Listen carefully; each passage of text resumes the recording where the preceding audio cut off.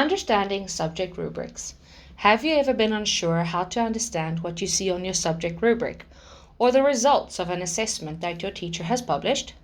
This video will help you to understand how they work and how to read them.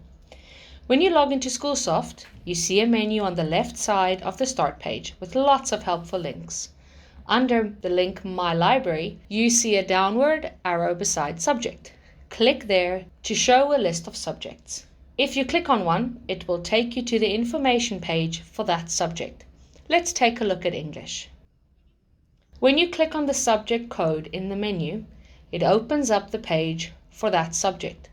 You will find lots of information on this page, including how to contact your teacher, results of completed work, as well as upcoming work to be done. Let's take a look at some results that have been published for assessments that have been done and see if we can understand what they mean. You can either click on the results link at the top of the page or in the results window below. Either will take you to the same place. If we click here on Final Essay in the window, it opens up to show more information. Here you can see we have achieved the goals, which means we passed the assessment. Below that, we will have some feedback from the teacher on where we did well and what we may want to work on to improve these skills in the future. If we click on the Estimated Grading Criteria button below, we can see some more information. Here we see that we have been assessed in 3 abilities. On the first one, we have shown A-level ability on this assessment. On the second and third grading criteria, we have shown C-level ability on this assessment. So what is the grade of this assessment? Good question. The answer is there is no grade on assessments.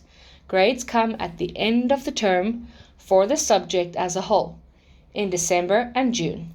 Each ability is different. Each one has a different value in the assessment and in your final grade.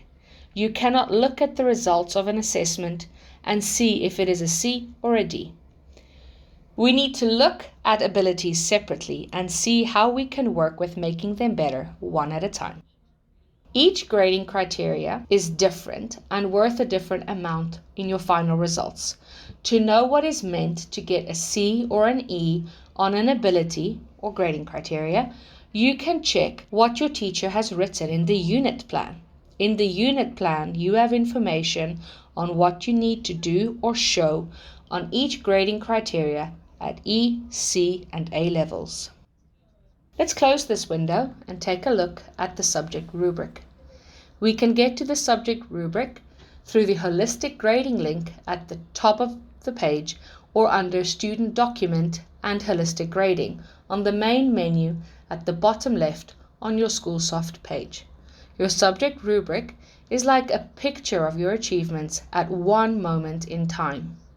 Your subject rubric is updated many times over the school year, so how it looks today might be different than how it will look after the next assessment. We can use the information in here to help us see where we are putting in a good amount of effort and where we may need to put in some more effort and attention. If we take a quick scroll through the subject rubric, we can see lots of pieces of information. These can be hard to understand, so we will take a look at a few parts today. Looking through, we can see some things are green, one is yellow, one is grey. The boxes with lots of words in them are grading criteria. Underneath some of the grading criteria are smaller green rectangles with names of assessments in them. Let's start with the colors. Green means that you have shown an ability at a passing level, and the column that it is in tells us at which level. Looking at the top grading criteria, it is green in an E and C columns. This means that the student is currently showing C level on this grading criteria. Underneath the second grading criteria is yellow in the A column. Yellow in the grading criteria means that some of the abilities in this criteria have been shown at A level, but not all. In other words, you're almost there. Under the big yellow box, with lots of words is another little yellow rectangle. This tells us that there was an assessment missed and what it was. In this case, it was a grammar quiz. This particular student was not in the lesson when this happened, so no assessment of this ability was made at that time for them. This student should contact their teacher to see if and when they can complete this activity and show them this ability.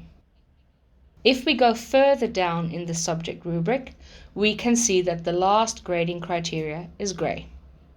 Grey means that an assessment or grading criteria was assessed but not passed.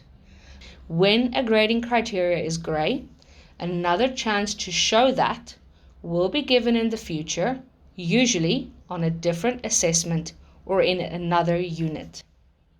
Communication between students and teachers is important, so always read the comments or feedback and make sure you are talking with each other to make plans on how to work in the future. Grey is a warning that if something is not fixed, it could lead to getting an F grade in the subject, and we don't want that. So it's important to make plans to get those grey and yellow items assessed again so they can start to turn green and be passed. Hopefully now you have a bit better understanding of how results, grades and rubrics work. There was quite a bit of information in this video, so you may want to watch it again and see if you missed anything. In the description below, you can find a link to the video from Skolverket explaining how students' grades work. This is also helpful to know. Keep putting in a good effort, having good communication with your teachers, and actively participating in your lessons.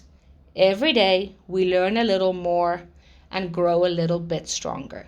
Having a positive attitude and a good effort are how we can start to achieve our goals together. Thanks for watching.